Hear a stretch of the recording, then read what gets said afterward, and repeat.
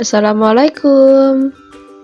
Kembali lagi bersama saya, Pitutur Wulanjani, CGP Angkatan 5 dari Kabupaten Blora.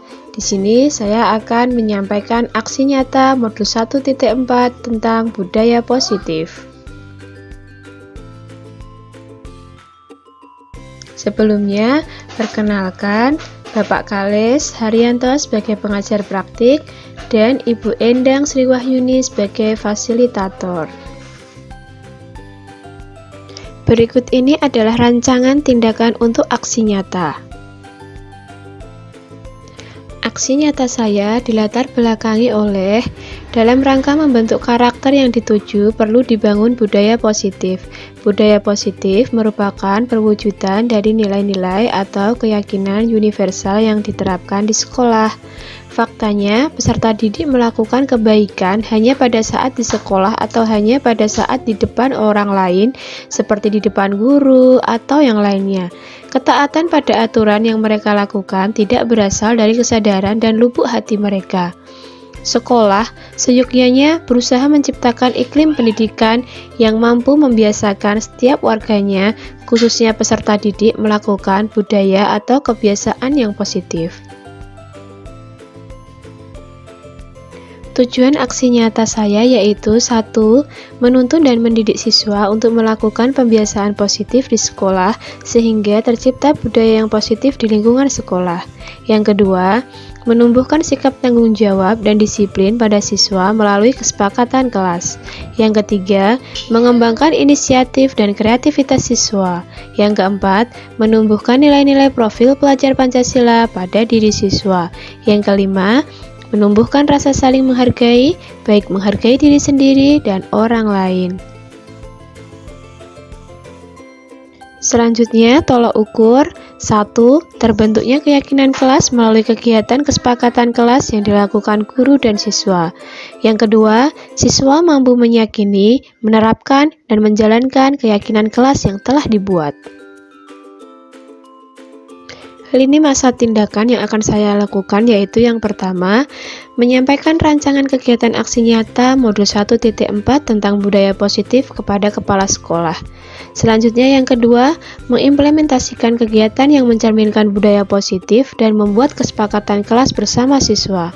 Ketiga, mendokumentasikan setiap kegiatan yang menumbuhkan, mencerminkan, dan membiasakan budaya positif, disiplin positif, penerapan segitiga restitusi, dan nilai-nilai profil pelajar Pancasila.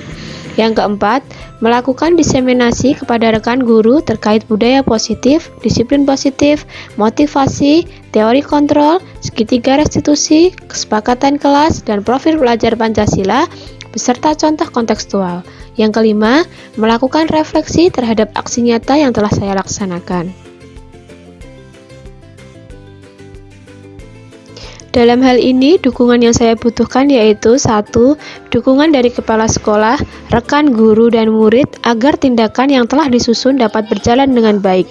Yang kedua, sarana dan prasarana sekolah sebagai penunjang budaya positif di sekolah. 3. Orang tua dalam memberi teladan dan budaya positif di rumah. Dalam melaksanakan aksi nyata, yang pertama, saya menyampaikan rancangan kegiatan aksi nyata modul 1.4, yaitu tentang budaya positif kepada kepala sekolah. Dalam kegiatan ini, saya meminta saran, masukan, dukungan, serta apapun yang berkaitan untuk menerapkan budaya positif di lingkungan sekolah.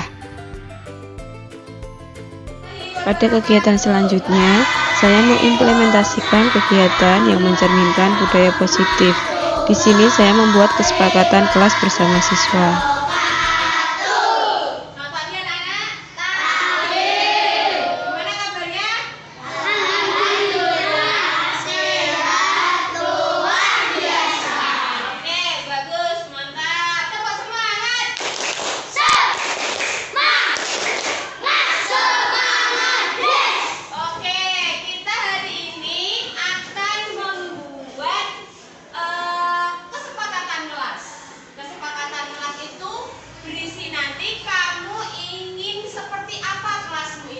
Pembelajarannya seperti apa?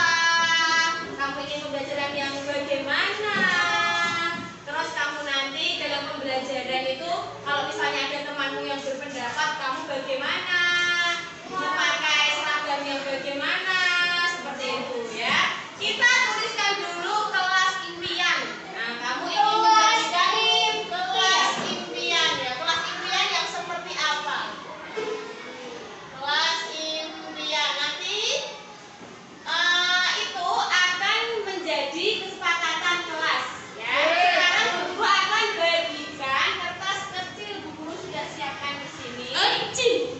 Nanti kamu tuliskan yang jelas dengan tulisan yang rapi agar bisa dibaca temanmu ya. Tulisannya. Jadi sebelum kamu menulis di sini, kamu pikirkan betul-betul kamu ingin kelasmu itu yang bagaimana, impianmu itu kelasmu yang bagaimana ya. Seperti itu. Bu Guru bagikan satu-satu. Itu pasti Bu juga tuh. Ya sini.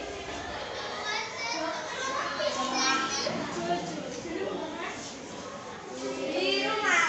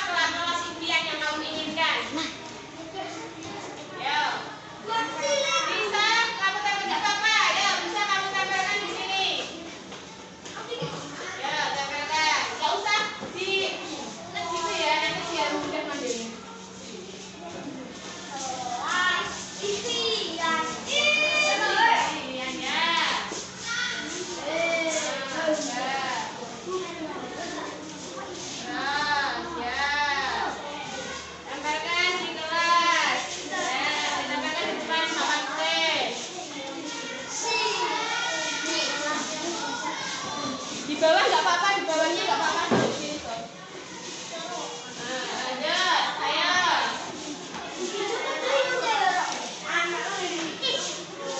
Yang sudah boleh duduk. Terima kasih.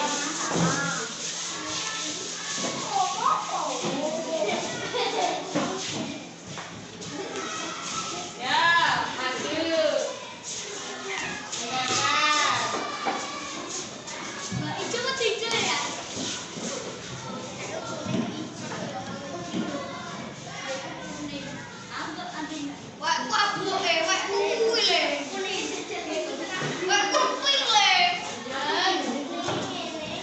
Siapa yang belum? Farta sudah Farta.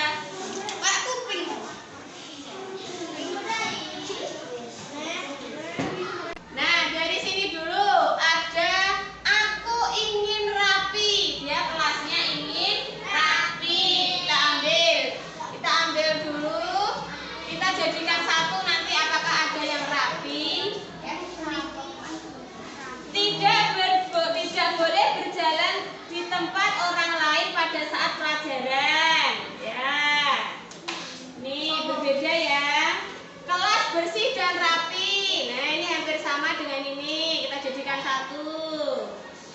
Kelas tidak ramai. Ya, kelas tidak ramai. Beda. Aku ingin kelas yang bersih. Hampir sama. Membersihkan kelas. Ya, ini hampir sama. Kemudian pakaian yang rapi. Ya, pakaian yang rapi.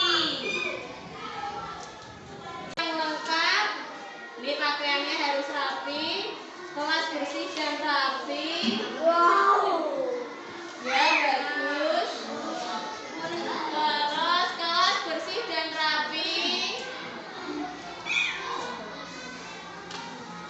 Kemudian pakaian rapi dan lengkap. Ya, kelas bersih dan rapi. Angkat kalbu.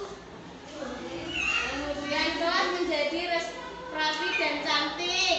Nah, pertama yaitu kelas menjadi kelas yang apa tadi? Kelas yang bersih dan rapi. Akan Bu Guru ambil satu yang terlihat agak besar. Bu Guru tempelkan di sini. Ya. Terus tidak boleh berjalan di tempat orang lain pada saat pelajaran. Jadi tidak boleh apa? Kamu berarti saat pelajaran tidak jalan-jalan ya. Rapi ya. Oke. Selanjutnya kelas yang tidak ramai. Kalau diskusi boleh ramai, tapi berdiskusi. Tapi saat serius kamu tidak ramai, gitu ya. Oke. Selanjutnya memakai seragam yang lengkap, berpakaian yang rapi dan lengkap. Oke. Bagus.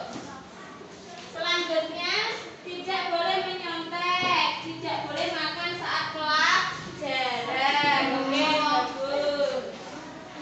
Nah, ini kesepakatan kelas untuk kelas 5 ketika pembelajaran di dalam kelas ya. Kamu harus menerapkan ini, sudah kamu tulis. Berarti kamu mematuhi dan meyakini ini menjadi kesepakatan kelas ya. Oke? Kita sepakati bersama?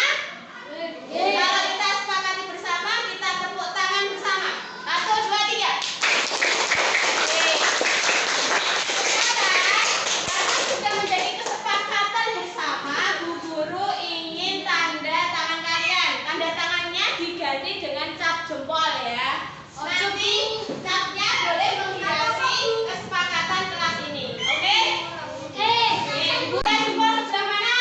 Kanan. Ini. Kanan. Sebelah kanan. Kamu pilih warna yang mana? Boleh. Hijau. Biarkan Not yang menyukai warna mana silakan. Boleh. Di sini dulu. Ya, ini Adi Winoto. Ya, oke. Lanjut. Kuning. Hijau.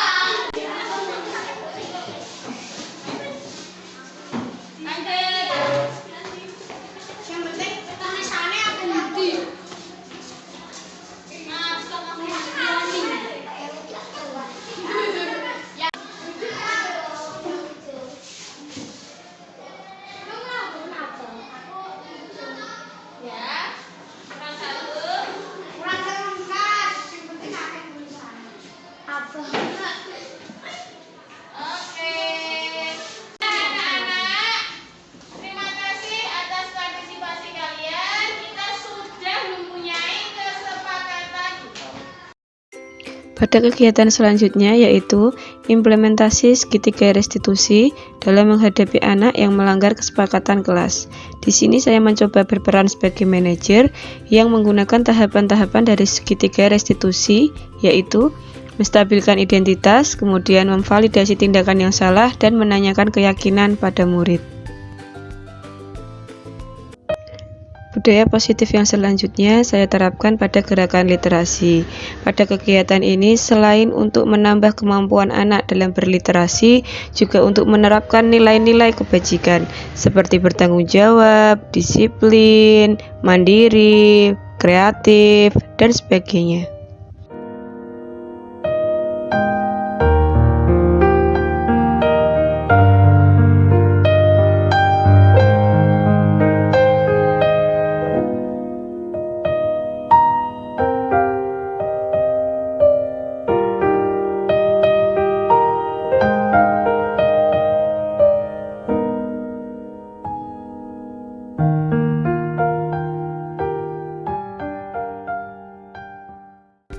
Berikut ini merupakan kegiatan diseminasi di sekolah mengenai pemahaman dan pengalaman budaya positif yang telah saya laksanakan.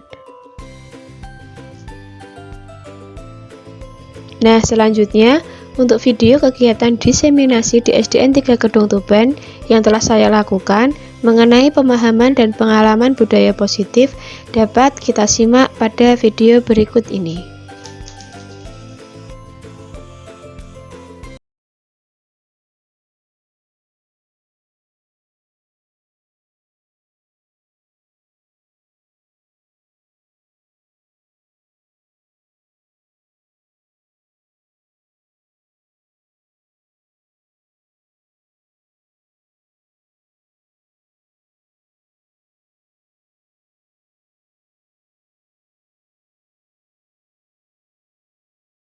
Assalamualaikum warahmatullahi wabarakatuh. Waalaikumsalam warahmatullahi wabarakatuh. Alhamdulillahirabbil alamin. Wassalatu wassalamu ala asyrofil anbiya'i wal mursalin sayyidina wa maulana Muhammadin wa ala alihi washabbihi ajmain. Amma ba'du. Pertama-tama marilah kita panjatkan puji syukur kehadirat Allah Subhanahu wa taala karena berkat rahmatnya kita dapat berkumpul di ruang ini dalam keadaan sehat walafiat alhamdulillah. Tak lupa sholawat serta salam kita aturkan kepada junjungan besar Nabi Muhammad SAW yang akan kita nantikan syafaatnya di yaumul qiyamah nanti. Berdirinya saya di sini selaku pembawa acara akan menyampaikan beberapa susunan acara seperti berikut. Yang pertama pembukaan, yang kedua sambutan, yang ketiga penyampaian materi, dan yang keempat penutup. Yang pertama, mari kita buka bersama acara ini dengan bacaan basmalah. Bismillahirrahmanirrahim. Selanjutnya sambutan dari Ibu Kepala Sekolah SDN 3 Kedung Tuban yang akan disampaikan oleh Ibu Rini Setiawati SPG. Waktu dan tempat kami persilakan.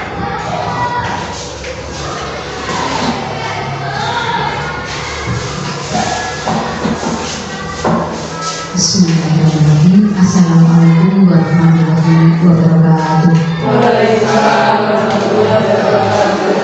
Yang kami hormati Bapak Ibu Guru peserta diseminasi budaya positif SDN 3 Kedung Tuban tentang praktek aksi nyata dari calon guru penggerak yang bernama Ibu Ditutur Wulandari yang dilaksanakan pada hari ini. Semoga nanti kegiatan ini berjalan lancar dan ilmu yang didapat dari pembelajaran Ibu Ditutur bisa berbagi atau dibagi dengan rekan-rekan yang lain, karena hal ini sangat penting untuk kita semua sebagai seorang pendidik. Bagaimana kita menanamkan karakter pada diri siswa kita tentang hal-hal yang baik atau biasa dinamakan dengan budaya positif, yang tujuannya atau akhir muara adalah bagaimana anak didik kita nanti tertanam pada dirinya atau terbentuk dirinya sebagai siswa yang mempunyai atau menjadikan profil pelajar Pancasila melekat pada diri mereka nanti. Jadi mohon dukungan dari Bapak Ibu semuanya agar apa yang disampaikan oleh Ibu Tutor nanti bisa disampaikan kepada putra-putri kita menjadi budaya baik, sehingga nantinya siswa-siswa kita itu menjadi siswa yang karakternya bisa diandalkan. Apalagi tujuan pemerintah adalah pada tahun emas nanti 2045, generasi emas. Indonesia menanamkan atau ingin mencapai Indonesia adalah generasi emas tahun 2045, di mana peserta atau generasi bangsa Indonesia adalah generasi yang memiliki profil pelajar Pancasila. Demikian yang dapat kami sampaikan. Semoga nanti lancar, berhasil, dan peserta di SDN 3 Kedung Tuban khususnya menjadikan siswa yang berkarakter. Terima kasih. Saya akhiri. Wassalamualaikum warahmatullahi wabarakatuh.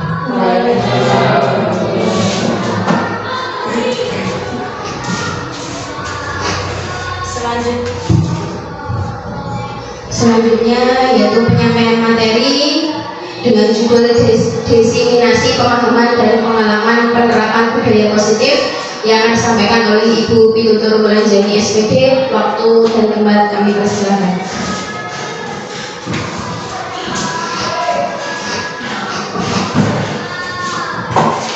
Assalamualaikum warahmatullahi wabarakatuh. Waalaikumsalam warahmatullahi wabarakatuh.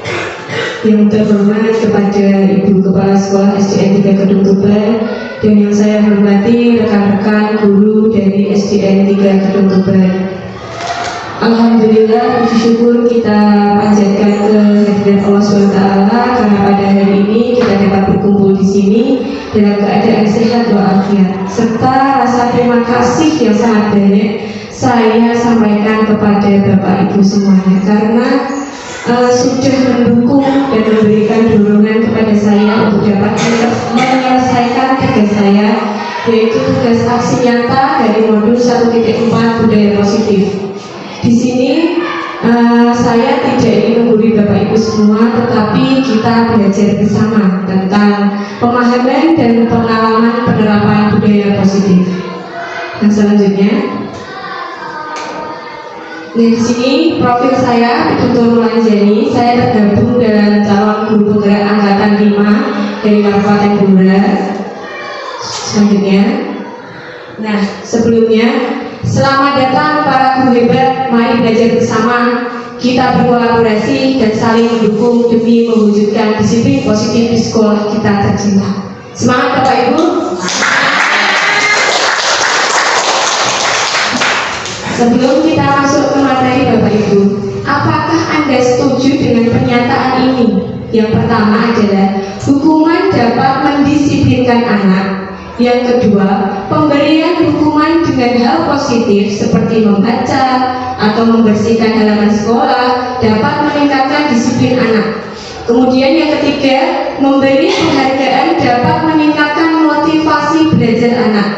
Bagaimana pendapat Bapak Ibu Guru? Apakah setuju dengan ketiga pernyataan ini, atau ada nomor berapa yang disetujui? Kira-kira bagaimana Bapak Ibu? Setuju. Ini tidak setuju dari nomor 1, 2, dan 3. Semuanya tidak setuju. Semua tidak setuju. Bagaimana dengan Bapak Ibu yang lain? Kira-kira Nomor 3 setuju. nomor 3 setuju Pak Karno. Oke. Yang lain bagaimana? Berapa? Dari nomor 3 saya. Nomor 3 setuju. Oke. Ada yang tidak setuju dari ketiganya dan ada yang setuju dari nomor salah satu, yaitu nomor 3. Baiklah Bapak Ibu, kita di sini akan belajar tentang ini, tentang apakah pemberian hukuman itu dapat mendisiplinkan anak. Nah, Bapak Ibu Guru ternyata tidak setuju karena tidak memilih nomor 1 ya. Ternyata hukuman hukuman dapat mendisiplinkan anak di sini ternyata memberikan dampak Bapak Ibu. Dampaknya memang dalam sekejap itu anak pasti akan menurut seperti itu. Dia akan melakukan larangan atau perintah sesuai aturan. Tapi untuk selanjutnya, apakah anak ketika sudah diberi hukuman ini terus dia akan terus tertib atau melaksanakan peraturan sekolah? Ternyata tidak, Bapak. Nanti ada dampaknya. Nanti kita akan pelajari. Yang kedua, pemberian hukuman dengan hal positif seperti membaca atau membersihkan halaman sekolah dapat meningkatkan disiplin anak. Nah, ini juga ternyata pemberian hukuman dengan hal positif ini juga ternyata memberikan dampak negatif. Karena kenapa kok malah hukuman itu diberikan dengan hal yang positif? Padahal hal positif itu bukan suatu hukuman. Nah, jadi nanti anak-anak yang merasa dia membaca, dia seragam membersihkan sekolah seperti itu, dia akan merasa seperti diberi hukuman. Padahal kan itu hal positif yang bukan merupakan suatu hukuman Bapak Ibu, seperti itu. Dan yang ketiga tadi dipilih, ada yang setuju, memberi penghargaan dapat meningkatkan motivasi belajar anak. Ini nanti kita juga akan pelajari, tapi akan saya sampaikan sedikit di depan. Memberi penghargaan dapat meningkatkan motivasi belajar anak ini ternyata juga kurang tepat Bapak Ibu. Ternyata saya juga baru tahu itu setelah belajar bersama di kegiatan guru pembelajaran. Karena saya juga sering melakukan yang nomor 3, memberi penghargaan dapat meningkatkan motivasi belajar anak. Ini ada dampaknya jangka pendek dan jangka panjang. Jangka pendek itu anak, ternyata Bapak Ibu, murid-murid memang merasa senang, dia termotivasi meningkat. Tapi nanti dia akan tergantung dengan penghargaan tersebut. Nah, apabila tidak diberi penghargaan, dia pasti akan merasa kecewa dan akhirnya dia tidak ingin melakukan itu lagi, seperti itu Bapak Ibu. Nah, maka dari itu kita akan belajar bersama tentang menciptakan disiplin positif yang baik agar menjadi budaya positif di sekolah kita tercinta. Selanjutnya, nah di sini kita akan belajar untuk konsep utama modul budaya positif itu ada 7 Bapak Ibu. Yang pertama perubahan paradigma belajar, kemudian disiplin positif, kebutuhan dasar manusia, motivasi perilaku manusia, posisi kontrol restitusi, keyakinan kelas, dan segitiga restitusi. Selanjutnya, nah Bapak Ibu di sini saya juga punya kegiatan lagi, kegiatan kepalan tangan namanya. Nah di sini ada A dan B, Anda dan teman Anda. Ibaratkan Anda itu adalah A dan B teman Anda. Sobeklah secari kertas, Bapak Ibu membayangkan, menyobek secari kertas, kemudian Bapak Ibu menuliskan benda atau sesuatu yang sangat berharga untuk Bapak Ibu. Letakkan di salah satu tangan dan genggam benda tersebut dengan segala daya, dengan kekuatan Bapak Ibu. Buatlah sebuah kepalan seperti ini. Nah, ada teman Bapak Ibu, teman B, akan mencoba sekuat tenaga dengan berbagai cara untuk meminta Anda memberikan benda tersebut, sesuatu yang berharga tersebut. Bisa B itu membujuk Anda, mengancam, menghardik, merayu, menyuap, apa saja yang dilakukan agar dapat membuka kepalan tangan Anda. Nah, kira-kira Bapak Ibu, bagaimana Bapak Ibu yang menjadi A tadi? Tulis berbicara di depan, apa ini bagian pendapatnya? Kira-kira bagaimana? Apakah bagaimana? Saya boleh. Terima kasih waktunya begitu. Ini maaf, ini diumpamakan saya mempunyai sesuatu itu yang tidak. Nah, sesuatu ini adalah bagi saya sangat berharga. Teman saya berusaha membuka dan ingin tahu apa sih isi yang ada di tangan saya. Maka saya dengan sekuat tenaga tetap kekeh tidak mau memberi ruang atau waktu kepada teman saya, karena bagi saya ini adalah privasi saya. Kecuali saya guru, dengan paksaan tidak akan saya beri. Bagi saya ini adalah harga diri saya. Ya, terima kasih. terima kasih, sangat hebat untuk Ibu Kepala Sekolah kita yang sudah menyampaikan pendapatnya. Memang betul teman Bapak Ibu Guru, bahwa ternyata kesimpulannya siapakah yang mengontrol diri kita? Diri kita sendiri. Saat kita ingin membuka, ya kita buka dengan keinginan kita sendiri. Kita tutup walaupun dirayu, disogok, pakai kasih uang, pasti tidak akan mau, karena itu sesuatu yang sangat berharga untuk kita, seperti itu. Nah, seperti itu Bapak Ibu, kita juga tidak mempunyai hak untuk mengontrol orang lain. Dia punya kontrolnya diri mereka sendiri, seperti itu. Ini contoh kegiatan yang kita bisa resapi bagaimana kita menemukan siapa yang mengontrol diri kita. Selanjutnya, nah di sini Bapak Ibu, perubahan paradigma stimulus respon teori kontrol. Siapa sesungguhnya yang memiliki kontrol? Nah, kita harus mulai sekarang bisa merubah mindset kita, paradigma kita dari stimulus respon menjadi teori kontrol. Nah, stimulus respon di sini adalah kita mencoba mengubah orang agar berpandangan sama dengan kita.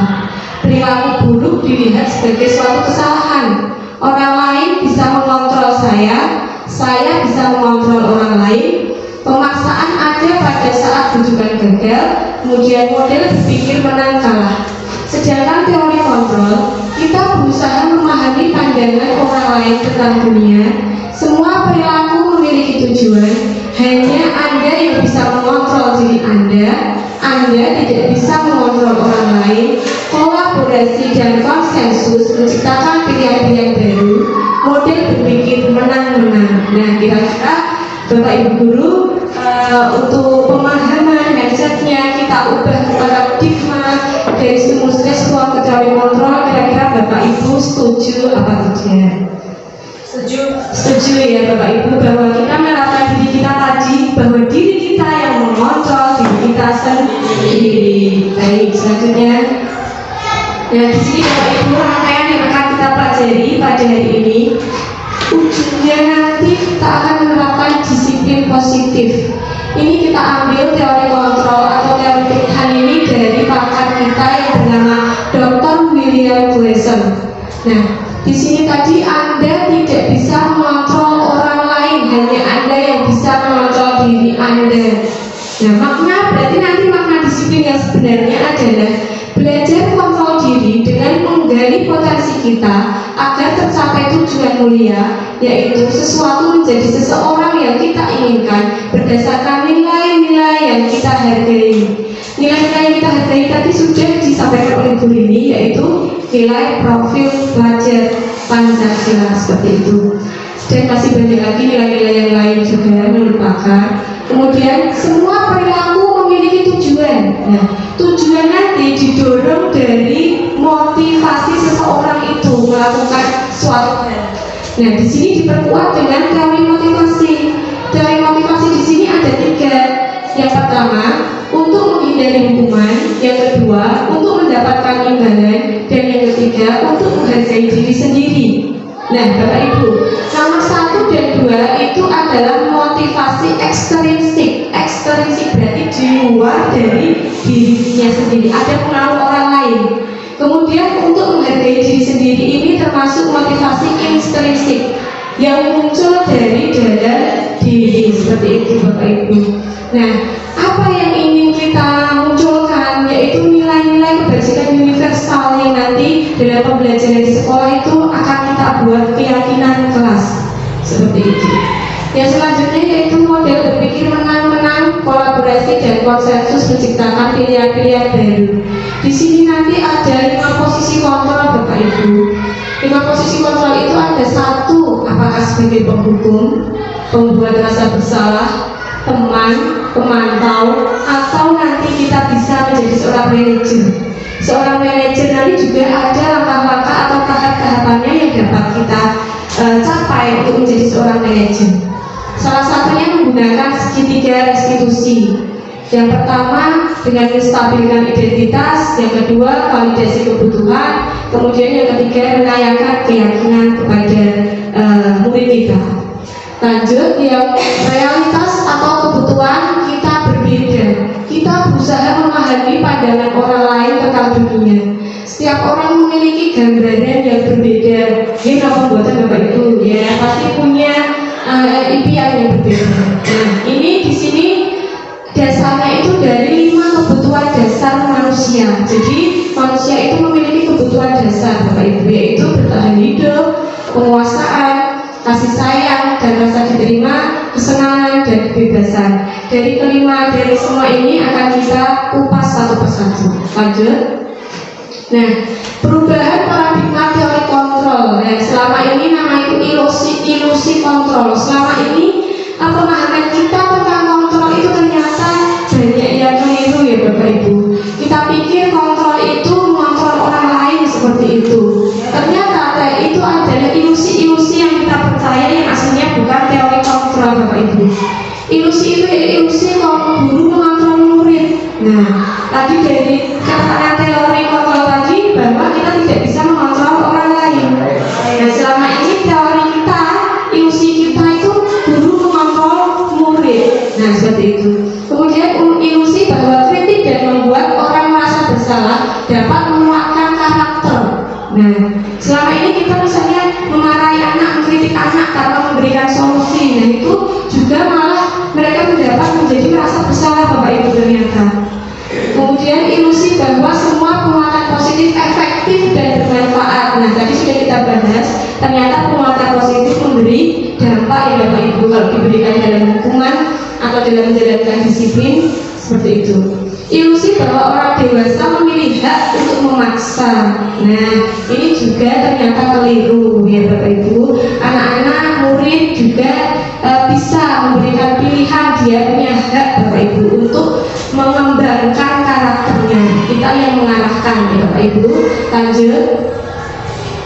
Apakah makna disiplin? Ya, tadi sudah kita singgung di awal. Ternyata disiplin itu berasal dari bahasa Latin disiplina yang artinya belajar. Makna asal dari kata ini berkonotasi dengan disiplin diri dari murid-murid Socrates dan Plato. Nah, ini salah satu pakar juga. Kemudian disiplin diri membuat orang menggali potensinya menuju sebuah tujuan apa yang dia hargai. Namun dalam budaya kita makna kata disiplin telah berubah menjadi sesuatu yang dilakukan seseorang pada orang lain untuk mendapatkan kepatuhan. Kecenderungan umum adalah menghubungkan kata disiplin dengan ketidaknyamanan, bukan dengan apa yang kita hargai atau pencapaian suatu tujuan mulia. Nah, selama ini yang kita terapkan di lapangan Bapak Ibu bahwa kita menyuruh anak-anak kita untuk disiplin, untuk patuh terhadap peraturan ya, tanpa mengetahui, tanpa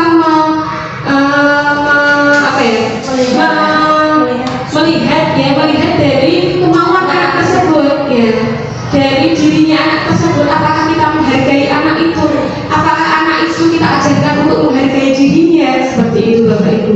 Nah, ternyata untuk mendapatkan kepatuhan yang selama ini kita laksanakan itu juga keliru ya Bapak Ibu untuk pengertian disiplin.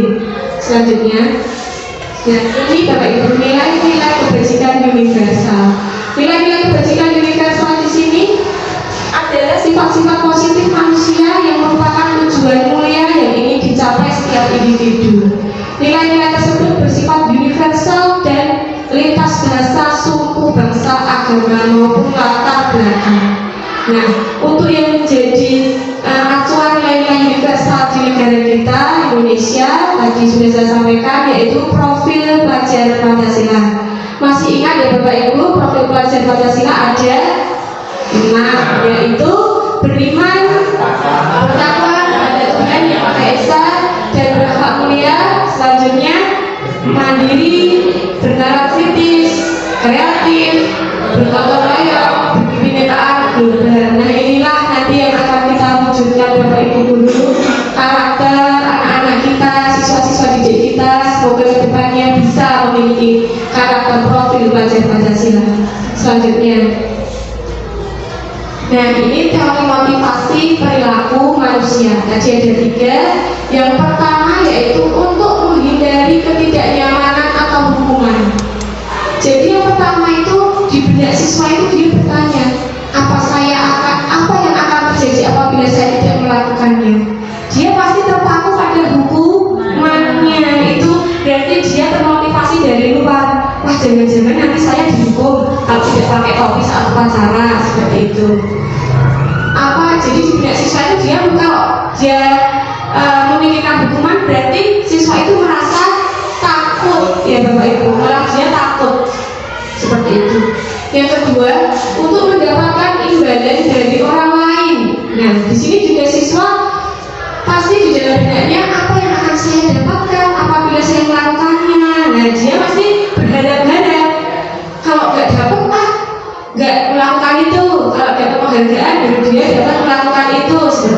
Bapak Ibu. Dan malah nanti ini akan menimbulkan dampak yang lebih dampak kedepannya ada lagi Bapak Ibu yang nomor 2. Lanjut, 3, untuk menghargai diri sendiri. Nah, ini motivasi internal.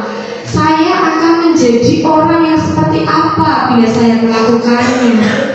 Nah, dari ketiga itu kita berharap Bapak Ibu memunculkan siswa itu memiliki motivasi internal. Jadi memiliki kesadaran sendiri apabila dia ingin melakukan atau melakukan suatu kebaikan seperti itu, dia sadar apa yang saya lakukan, apa yang bisa saya lakukan, bagaimana nanti apabila saya melakukan itu. Jadi dia tidak terpacu kepada hukuman dan penghargaan seperti itu. Selanjutnya, nah ini menurut Ki Hajar Dewantara, Bapak Pendidikan. Kemudian merdeka menurut Ki Hajar Dewantara. Merdeka itu artinya tidak hanya terlepas dari perintah, akan tetapi juga cakap buat memerintah diri sendiri. Artinya mampu mengontrol diri sendiri ya. Bapak Ibu, kita tanamkan ke anak-anak agar bisa mengontrol diri sendiri ke yang lebih positif, hal-hal yang lebih baik, memunculkan karakter-karakter seperti tadi profil pelajar Pancasila tadi. Nah, ini dikutip dari Ki Hajar Dewantara, Pemikiran Konsepsi Keteladanan Sikap Merdeka, cetakan kelima 2013 halaman 469. Selanjutnya, nah apa itu restitusi? Tadi di depan di atas sendiri sudah kita baca disiplin positif. Nah, restitusi ini adalah kata lain dari disiplin positif Bapak Ibu. Restitusi ini adalah proses menciptakan kondisi bagi murid untuk memperbaiki kesalahan mereka sehingga mereka bisa kembali pada kelompok mereka dengan karakter yang lebih kuat. Restitusi juga merupakan proses kolaboratif yang mengajarkan murid untuk mencari solusi untuk masalah mereka dan membantu murid berpikir tentang orang seperti apa yang mereka ingin menjadi, yang menjadi tujuan mulia, dan bagaimana mereka harus memperlakukan orang lain. Dari Gosen 2004. Nah Bapak Ibu, dari restitusi ini nanti bertujuan anak yang melakukan kesalahan atau perbuatan yang negatif, kita bimbing, kita istilahnya giring bersama untuk bersama-sama berkolaborasi menemukan solusi bersama. Jadi anak-anak kita pandu untuk menemukan solusi dari perbuatan yang sudah mereka lakukan seperti itu. Lanjut. Nah, 9 ciri-ciri restitusi di sini yaitu 1. Bukan untuk menebus kesalahan, namun untuk belajar dari kesalahan. 2. Memperbaiki hubungan. 3. Tawaran bukan paksaan. 4. Restitusi menuntut untuk melihat ke dalam diri. Restitusi mencari kebutuhan dasar yang mendasari tindakan. Yang 6, restitusi diri adalah cara yang paling baik. 7, restitusi fokus pada karakter bukan tindakan. 8, restitusi fokus pada solusi. 9, restitusi mengembalikan murid yang berbuat salah pada kelompoknya. Jadi tidak malah dikucilkan oleh Bapak Ibu. Jadi kita tetap bersama-sama berkolaborasi untuk dapat memecahkan solusi dari permasalahan murid kita. Seperti itu. Lanjut. Nah, mengapa tidak peraturan saja? Mengapa harus keyakinan kelas? Nah, Bapak Ibu, nanti ujungnya kita akan membuat apa itu keyakinan kelas. Nah, mengapa? Nah, ini ada pertanyaan pemantik Bapak Ibu yang kira-kira dapat Bapak Ibu sapi bersama. Mengapa kita memiliki peraturan harus menggunakan helm bila mengendarai kendaraan roda 2? Mengapa Bapak Ibu kok harus pakai helm? Menurut Bapak Ibu, keyakinan Bapak Ibu apa? Ya, Aman, menjaga keselamatan. Betul, Bapak Ibu yakin ya itu? Nah, yakin. Tanpa misalnya ada peraturan, Bapak Ibu juga yakin kalau memakai helm itu membawa keselamatan? Ya, yakin. Lanjut. Mengapa kita memiliki peraturan 3M, menggunakan masker, mencuci tangan, dan menjaga jarak 1,5 meter? Mengapa? Yakin terhindar dari penularan. Betul, dari penularan untuk menjaga kesehatan. Yakin Bapak Ibu nggak menggunakan masker, menjaga jarak, mencuci tangan, dapat menjaga kesehatan?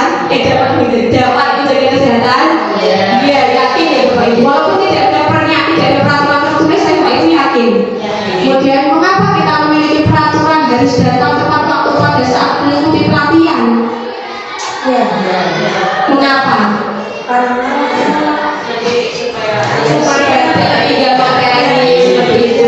Bapak Ibu juga yakin. Nah, harapan kita Bapak Ibu mendukung motivasi intrinsik kembali ke nilai-nilai, keyakinan-keyakinan, lebih menggerakkan seseorang dibandingkan mengikuti serangkaian peraturan-peraturan. Jadi harapan kita Bapak Ibu, anak-anak itu timbul motivasi dari dalam dirinya sendiri, memiliki keyakinan bahwa dia misalnya terlambat ke sekolah, dia itu yakin dalam hatinya, oh nanti aku kalau terlambat bukan karena takut dimarahin dulu, bukan karena takut dihukum, bukan karena mau diberi hadiah, tapi dia yakin, oh nanti kalau aku terlambat nanti ketinggalan materi, nanti bu guru saat menjelaskan saya mengganggu yang lain, saya tidak menghargai bu guru, saya tidak menghargai teman-teman, seperti itu. Jadi tujuan kita nanti mendukung motivasi intrinsik, memunculkan motivasi dalam diri siswa kita, murid-murid. Lanjut. Nah, di sini Bapak Ibu, dari kesepakatan kelas, kesepakatan kelas yang dibuat berkolaborasi dengan siswa dan guru menjadi kesepakatan bersama. Kemudian kesepakatan itu akan diyakini satu kelas. Kemudian timbul lingkungan yang positif. Akhirnya akan menjadi budaya yang positif. Harapan kita seperti ini Bapak Ibu. Jadi kita ke lingkungan kelas dulu. Nah, kelas membuat kesepakatan kelas, kemudian diyakini di dalam kelas, kemudian sekolah tersebut pasti akan menjadi lingkungan yang positif dan akhirnya menjadi budaya positif di lingkungan sekolah kita. Selanjutnya, nah Bapak Ibu, ini ada 2 kesepakatan kelas. Kira-kira Bapak Ibu yang mana merupakan keyakinan kelas yang bisa untuk dijadikan sebagai keyakinan kelas? Ada kesepakatan kelas yang berlatar hijau dan ada yang berlatar putih. Kira-kira yang mana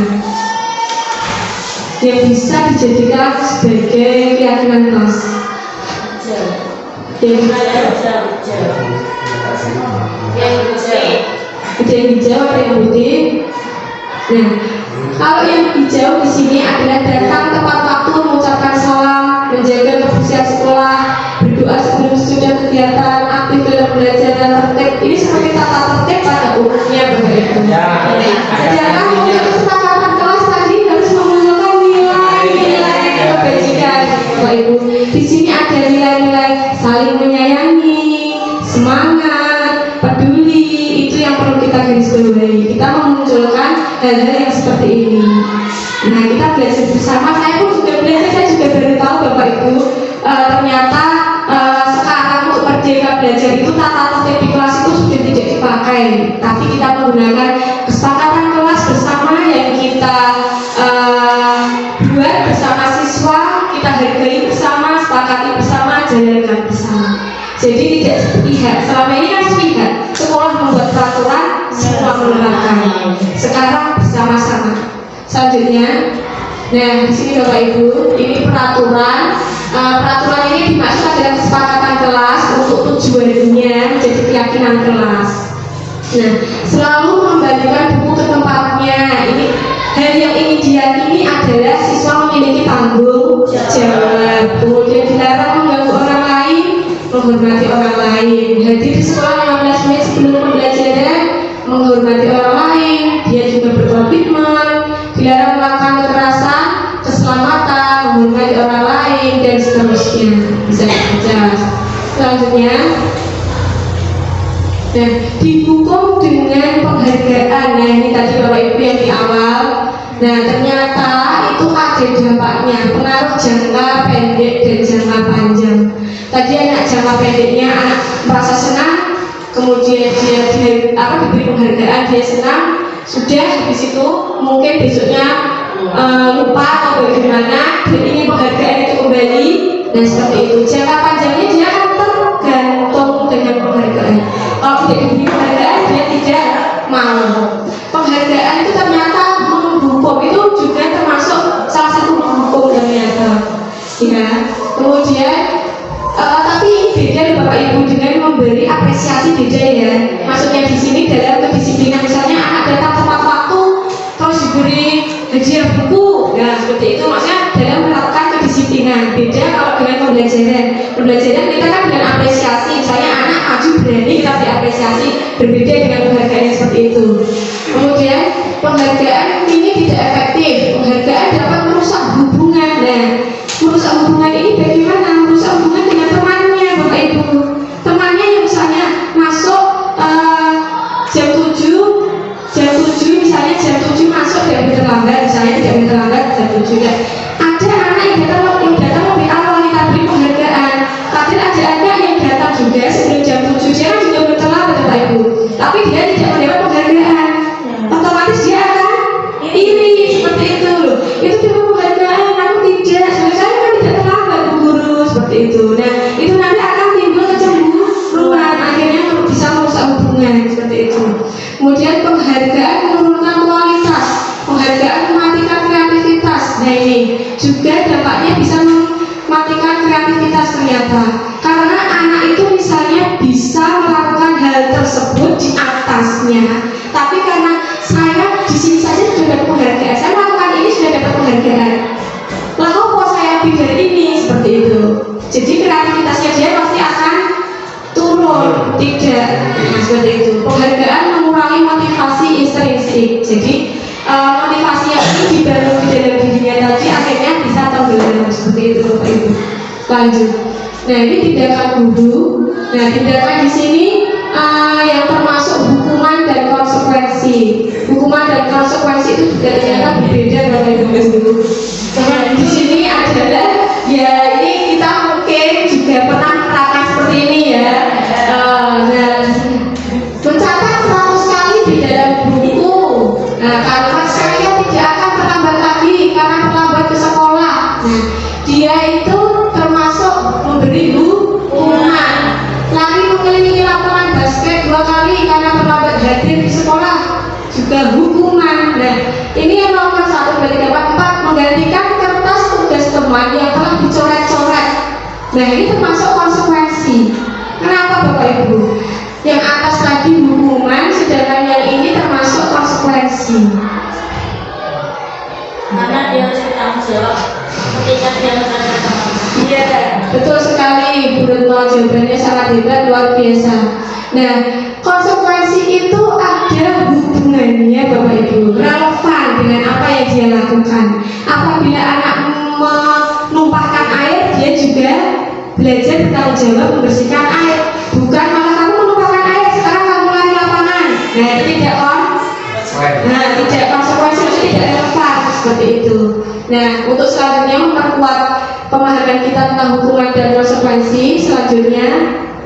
Nah, ini perbedaan hukuman dan konsekuensi. Kalau hukuman itu sesuatu yang menyakitkan, harus terjadi, membuat anak sakit fisik maupun hati untuk jangka waktu yang lama.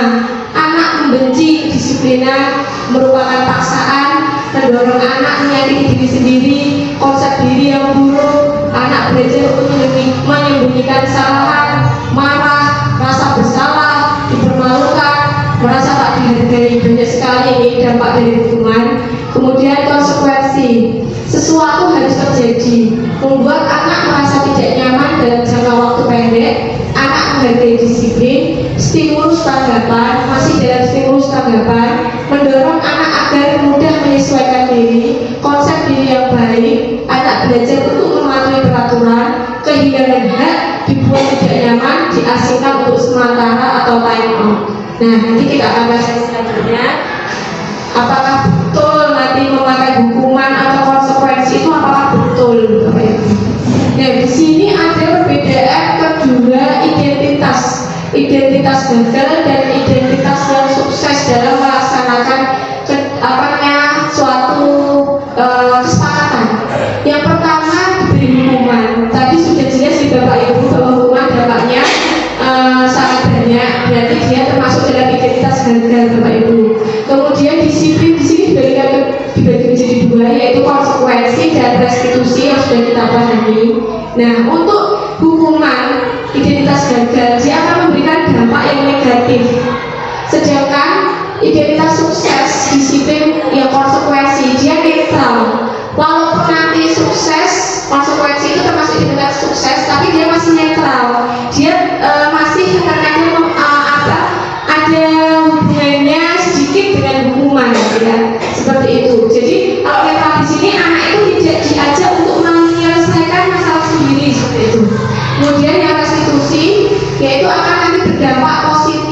Nah, di sini nanti di restitusi kita akan menanyakan tentang keyakinan selanjutnya. Nah, kebutuhan dasar manusia. Kebutuhan dasar manusia ada 5 Bapak Ibu, yaitu bertahan hidup, kasih sayang dan rasa diterima, kesenangan, penguasaan, kebebasan. Sama halnya dengan murid kita juga manusia, dia juga memiliki kebutuhan dasar seperti ini.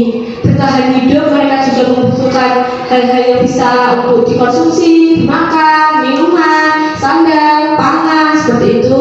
Kemudian rasa kasih sayang dan diterima seperti kita, diterima di komunitas seperti ini. Kemudian penguasaan, kadang ingin anak kita itu kadang ingin berkuasa di kelasnya, merasa paling hebat seperti itu. Kemudian kesenangan, dia juga butuh kesenangan, apalagi anak-anak kita usia SD ini kan memang waktunya lanjutan dari TK ini memang masih banyak bermain. Nah, untuk fokus dalam pembelajaran aja mungkin tidak lama ya Bapak Ibu. Jadi kita harus juga bisa mengetahui kebutuhan dari siswa kita tentang kesenangannya, kebebasan juga seperti itu Bapak Ibu. Lanjut. 5 posisi kontrol. Nah, 5 posisi kontrol tadi ada 5 yang identitas gagal. Nah, posisi kontrolnya sebagai penghukum, pembuat orang merasa bersalah. Kemudian untuk yang sukses itu sebagai, ya ini kontrol dari luar, teman, pemantau. Kemudian yang identitas berhasil atau sukses, kontrol diri, ini manajer. Nah, nanti kita akan berperan seperti apakah kita guru yang kita sebagai guru ini nanti akan berperan sebagai apa. Nah, itu pilihan Bapak Ibu guru. Apabila ingin merubah paradigma, nah kita akan menuju ke yang lebih baik. Nah, di sini apakah kita akan sebagai penghukum, membuat orang merasa bersalah, teman, pemantau, manajer. Di sini ada kata karakteristiknya Bapak Ibu, ada ciri-cirinya. Kalau sebagai penghukum itu biasanya kita berkata, kalau kamu tidak melakukannya, awas ya. Nah, seperti itu. Awas ya anak kamu gitu. Biasanya nanti hasilnya anak-anak akan memberontak terus menyalahkan teman yang lainnya. Bukan saya, karena dia takut dihukum. Nah, dampaknya mereka akan mengulangi kesalahannya lagi seperti itu. Kemudian membuat orang merasa bersalah. Guru biasanya kalau yang membuat orang merasa bersalah itu bisa berkata, kamu seharusnya kamu tahu, ibu lelah sekali mengatakannya. Ibu stres, maksudnya dia menyalahkan murid itu seakan-akan dialah yang sumber masalahnya gitu. Nah, anak-anak itu nanti akan hasilnya menyembunyikan, menyangkal, bahkan berbohong, ya kan? Seperti itu. Kemudian dia akan merasa rendah diri, apalagi apabila kita membuat murid itu merasa bersalah di depan teman-temannya. Nah, mentalnya nanti pasti akan merasa terganggu, itu maksudnya merasa rendah diri. Nah, yang selanjutnya sebagai teman.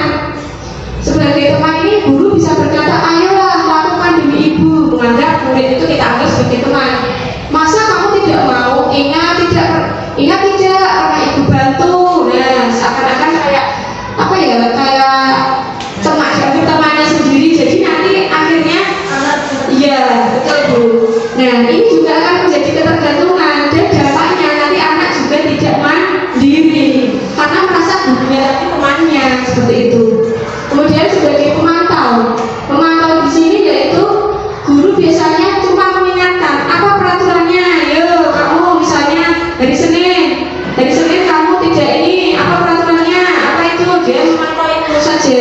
Dan itu bisa menyebabkan siswa itu merasa selalu diawasi seperti itu dan diingatkan terus seperti itu. Jadi anak-anak juga akan bergantung.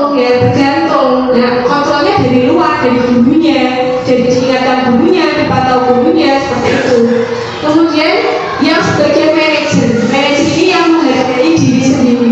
Di sini guru memberikan memberikan stimulus atau pertanyaan-pertanyaan pemandu yang ujungnya nanti dapat menyelesaikan masalah bersama dengan siswanya. Misalnya, apa anak-anak yang kita yakini?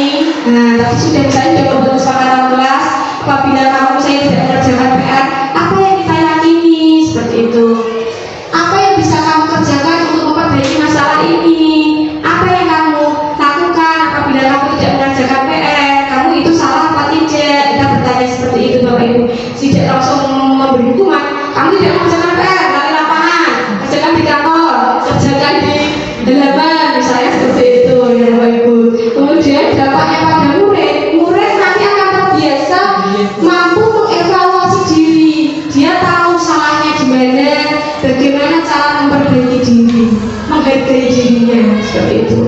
Lanjut. Nah, jadi pernyataan-pernyataan berikut ini. Saya kecewa sekali dengan kamu. Nah, ini bisa pada posisi kontrol sebagai pembuat merasa bersalah. Kemudian, kamu tidak pernah benar melakukannya. Nah, itu. Kamu selalu saja membuat bu guru pusing, misalnya penghukum. Ayolah lakukan demi bapak atau ibu ini. Nah, itu sebagai teman.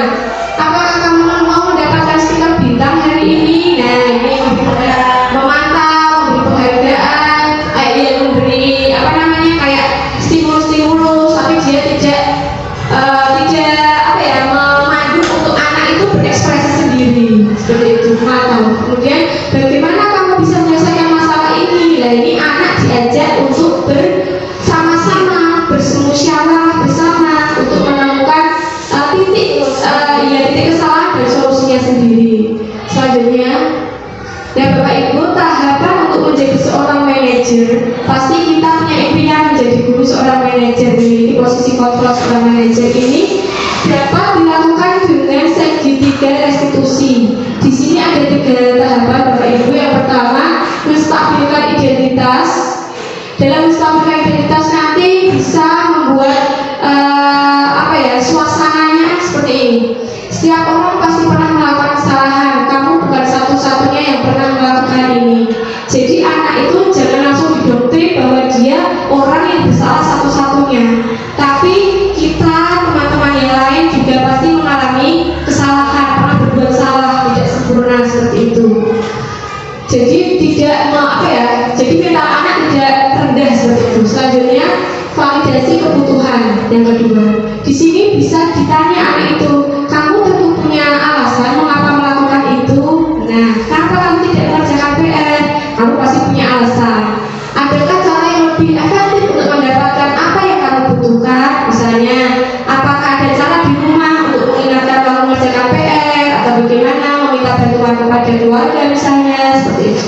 Jadi mendorong anak untuk menemukan solusi. Selanjutnya yang ketiga, menanyakan keyakinan. Nilai-nilai apa yang telah kita sepakati? Nah, misalnya menyepakati mengerjakan tugas tepat waktu, seperti itu. Kamu ingin menjadi orang yang seperti apa? Selanjutnya, ini lebih lengkapnya Bapak Ibu guru, contoh-contoh dari contoh-contoh dari pertanyaan-pertanyaan yang akan disampaikan kepada murid ketika menstabilkan identitas. Ini salah satunya, nanti bisa dibaca. Selanjutnya, ini untuk validasi kebutuhan. Dapat guru juga dapat menanyakan hal-hal yang seperti ini. Kamu bisa saja melakukan hal yang lebih buruk, tapi kamu tidak melakukannya kan? Kamu pasti punya alasan mengapa melakukannya. Ditanyakan alasannya, kebutuhannya apa, dari kebutuhan tadi. Mungkin dia di rumah tidak bebas misalnya mengerjakan PR atau gangguan dari mana-mana, misalnya di dekat rumahnya ada yang sedang renovasi rumah seperti itu, akhirnya dia tidak bisa mengerjakan PR, terganggu. Nah, seperti itu juga bisa. Jadi bisa kita gali dari alasan siswa itu apa, kemudian kita temukan solusinya bersama. Lanjut. Nah, nanti kita tanyakan keyakinannya, kita hubungkan dengan keyakinan atau nilai-nilai yang sudah diyakini. Nah, diyakini anak tersebut yang sudah menjadi kesepakatan bersama. Di sini kita tanyakan hal-hal seperti ini. Misalnya seperti ini Bapak Ibu. Selanjutnya, nah ini contoh yang sudah saya implementasikan dan pengalaman membuat kesepakatan kelas untuk dijadikan keyakinan kelas. Sebenarnya Bapak Ibu juga sudah tahu, saya wirawiri sana sini minta direkamkan. Itu saya membuat salah satu dokumentasi dari implementasi membuat kesepakatan kelas yang akan dijadikan di keyakinan kelas di kelas saya. Nah, silakan di play.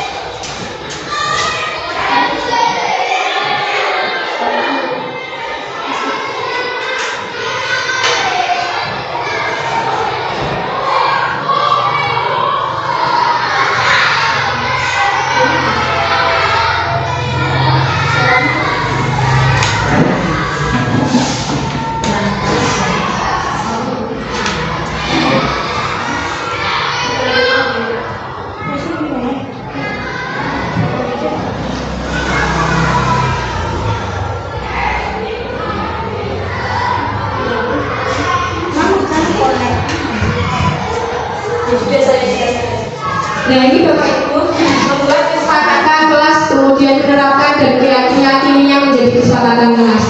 Yang pertama-tama di dalam video ini saya menjelaskan dulu seperti apa kelas impian yang ingin dicapai anak-anak murid-murid.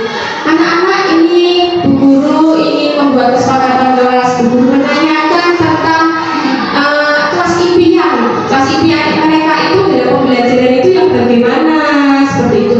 Apakah siswa ingin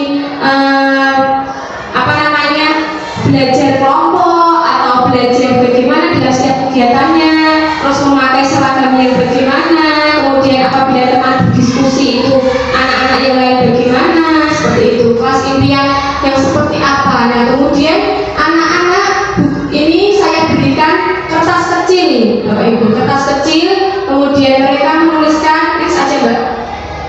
Nah itu mereka menuliskan impian-impian mereka, Bapak Ibu. Impian dia ingin menjadi kelasnya yang bagaimana. Di situ saya membacanya juga, saya akhirnya mendapat pengetahuan dari seperti itu. Oh ternyata siswa saya itu suka kelasnya yang seperti ini. Jadi kita tahu Bapak Ibu. Mereka kemudian menempelkan di papan tulis Bapak Ibu itu tulisannya sudah dibuat ke dalam saya tuliskan kelas impian seperti itu, ditempelkan seperti itu. Selanjutnya, nah setelah ditempelkan kemudian kita kelompokkan. Soalnya kadang ada siswa yang menuliskan hampir sama atau mirip seperti itu, kita kelompokkan di sana. Kemudian setelah kita kelompokkan kita pilih yang menjadi bisa dijadikan untuk kesepakatan kelas. Di situ ada 5 kesepakatan kelas seperti itu yang sudah diutamakan di sana itu. Selanjutnya kita sepakati bersama meminta persetujuan dari siswa, baik siswa maupun saya sendiri sebagai guru. Setelah kita sepakati bersama, di sini sebenarnya boleh menggunakan tanda tangan siswa untuk membuktikan kesepakatan bersama, ataupun di sini saya menggantikannya dengan cap jempol biar lebih menarik karena waktu itu di kelas saya ada chatnya seperti itu. Nah kita sepakati bersama kesepakatan kelas dan kita jadikan keyakinan kelas 5. Lanjut. Nah ini yang kita sepakati Bapak Ibu, kesepakatan kelas 5. Di sini anak-anak mengharapkan kelas impiannya itu seperti ini: kelas yang bersih dan rapi, masuk kelas tidak terlambat dan berpakaian seragam yang rapi dan lengkap, tidak berjalan-jalan ketika kegiatan pembelajaran, tidak menyontek saat ulangan, tidak gaduh atau ramai sendiri. Nah ini anak-anak sendiri ternyata Bapak Ibu yang berkeinginan seperti ini. Kemudian kita sepakati bersama dan menjadi keyakinan kelas. Selanjutnya, nah ini keyakinan atau kesepakatan kelas saya tempelkan di dinding agar selalu diingat, agar tidak lupa tentang keyakinan kelas yang sudah dibuat bersama. Selanjutnya, nah ini pengimplementasian disiplin positif dengan segitiga restitusi Bapak Ibu. Nah di sini saya pernah mengalami kasus seperti ini. Pada hari Senin waktu itu pada 22 Agustus 2022, setelah istirahat kedua, suasana di halaman sekolah menjadi sepi karena semua murid masuk kelas untuk melanjutkan pembelajaran jam terakhir. Tiba-tiba ada kegaduhan di kelas saya karena ternyata ada salah satu murid saya yang belum masuk kelas. Sebut saja namanya Sasi. Saya memakai nama samaran untuk melindungi identitas siswa saya. Kemudian saya keluar kelas untuk mencarinya. Terlihat dia masih duduk santai di kantin sekolah sehingga terlambat masuk kelas. Kemudian saya menghampiri Sasi di kantin. Ternyata dia sedang asyik ngobrol dengan Mbak Wati, salah seorang penjajah makanan di kantin sekolah. Selanjutnya, ya, dalam kesepakatan kelas, seluruh murid kelas 5 menyepakati bahwa untuk masuk kelas tepat waktu Bapak Ibu, sehingga terlambat masuk ini merupakan kegiatan indisipliner karena dianggap tidak sesuai dengan keyakinan yang telah disepakati bersama. Nah untuk mengatasi masalah ini saya menggunakan segitiga restitusi dan berperan sebagai manajer, mencoba berperan sebagai manajer. Selanjutnya, nah di sini saya melakukan menstabilkan identitas. Saya tanya dulu, saya stabilkan dulu identitasnya bahwa bukan cuma kamu satu-satunya yang bersalah. Nah, guru juga dulu pasti punya kesalahan. Nah, kamu juga seperti itu, stabilkan dulu identitasnya.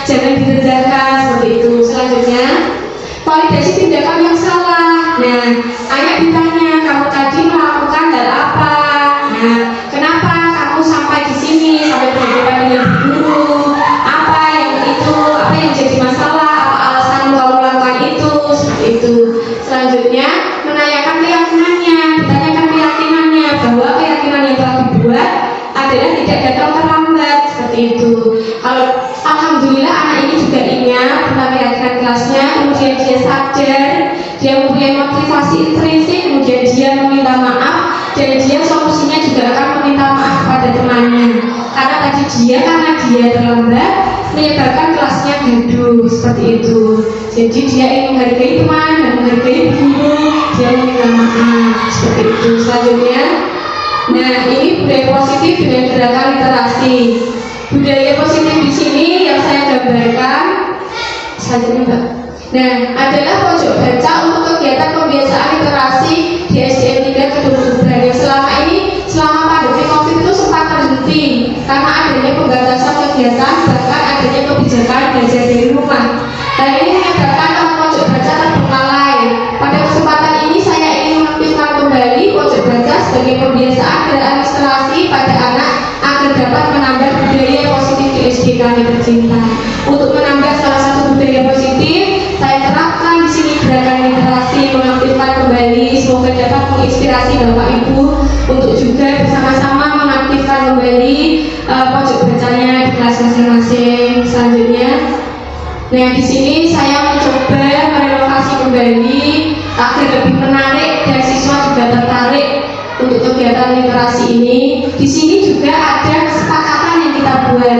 Kita buat jadwal piket, siapa yang piket hari itu, yang mengantar buku, memberikan kartu pojok baca seperti itu. Kemudian anak dilatih bertanggung jawab, jujur, bacanya sampai mana seperti itu. Dan juga kerapian, kebersihan juga di sini ingin saya munculkan. Selanjutnya, nah ini prakteknya ketika itu siswa berangkat pagi. Ini siswa yang bertanggung jawab untuk piket. Nah itu dia datang lebih awal, kemudian disusul dengan teman-temannya yang lain. Kemudian mereka dengan tertib, Bapak Ibu guru menaruh sepatunya di ruangan yang tersepakati, itu kan sepatu. Selanjutnya mereka nanti akan membaca, mengambil buku bacaan dan membaca bersama-sama seperti itu kurang lebih. Terima kasih, sekian materi yang bisa dapat saya sampaikan. Semoga dapat menginspirasi dan memotivasi kita semua untuk bergerak menjadi guru yang lebih baik, lebih hebat daripada dari kemarin. Terima kasih. Wassalamualaikum warahmatullahi wabarakatuh.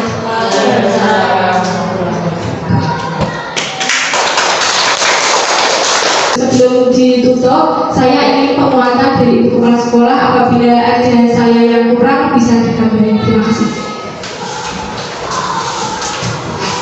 Terima kasih Bapak Ibu semuanya.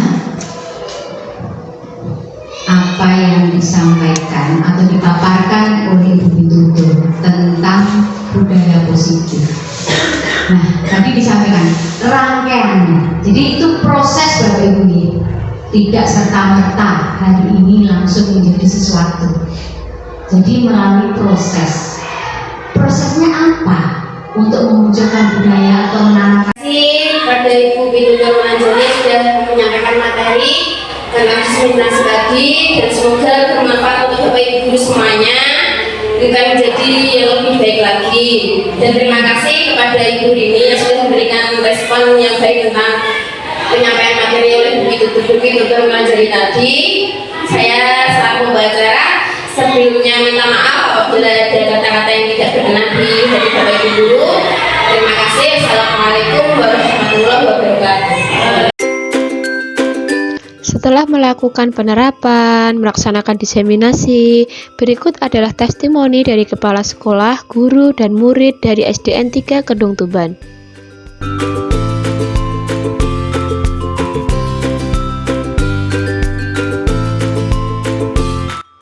Nah, di sini adalah beberapa dokumentasi dari penerapan kesepakatan kelas di kelas 2 SDN 3 Kedung Tuban yang dilakukan oleh Ibu Lina Yeni. Ibu Lina membuat kesepakatan kelas bersama siswa kelas 2, yaitu dengan menyampaikan dulu apa itu kesepakatan kelas, kemudian siswa menuliskan kelas seperti apa yang mereka inginkan, kemudian anak-anak juga menempelkan apa yang sudah mereka tulis, kemudian mereka menjadikan suatu kesimpulan dan akhirnya disepakati bersama menjadi sebuah kesepakatan kelas.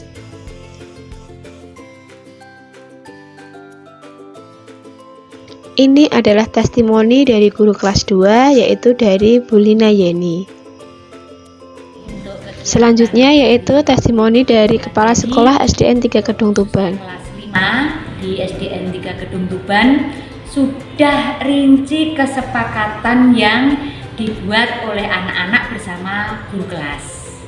Dan sebagai contoh, ada anak yang terlambat masuk setelah istirahat, itu juga termasuk kesepakatan dari Bu Pipit dan murid-murid. Akhirnya anak itu menyadari apa yang menjadi kesepakatan sudah diabaikan. Akhirnya dia tertanam pada dirinya untuk meminta maaf kepada guru dan teman-teman yang membuat kesepakatan bersama tadi.